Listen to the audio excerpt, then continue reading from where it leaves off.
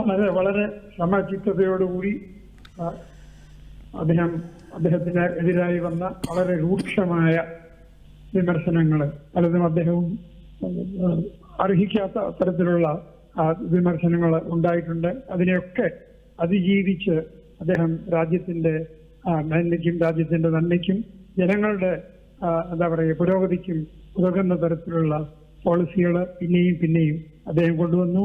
അദ്ദേഹം നടപ്പിലാക്കിയ പല നിയമങ്ങളും, റൂറൽ എംപ്ലോയ്മെന്റ് ഗ്യാരണ്ടി സ്കീം, അതുപോലെ തന്നെ റൈറ്റ് ടു ഇൻഫർമേഷൻ ആക്ട്, ഇങ്ങനെയുള്ള പല ഏറ്റവും സുപ്രധാനമായിട്ടുള്ള കാര്യങ്ങൾ അദ്ദേഹത്തിന്റെ കാലത്ത് ചെയ്യാൻ സാധിച്ചു.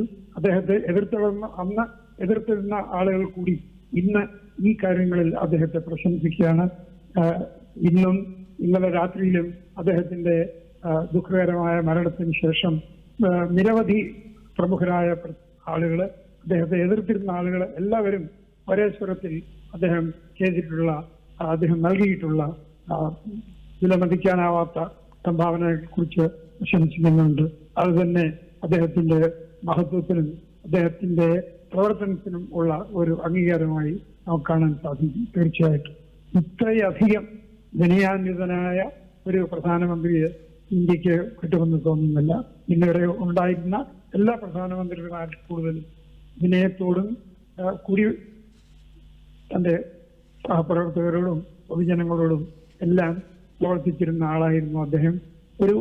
ഹി വാസ് ഒരു ഹ്യൂമിലിറ്റിയുടെ ഒരു മൂർത്തീകരണം തന്നെയായിരുന്നു അദ്ദേഹം എന്ന് എല്ലാവർക്കും അറിയാം. പിന്നെ അത് രാജ്യം മുഴുവനും പത്രമാധ്യമങ്ങളിൽ കൂടെയും എല്ലാം ആ കാര്യം കൂടുതൽ ആളുകളുടെ ശ്രദ്ധയിൽപ്പെടുകയാണ്.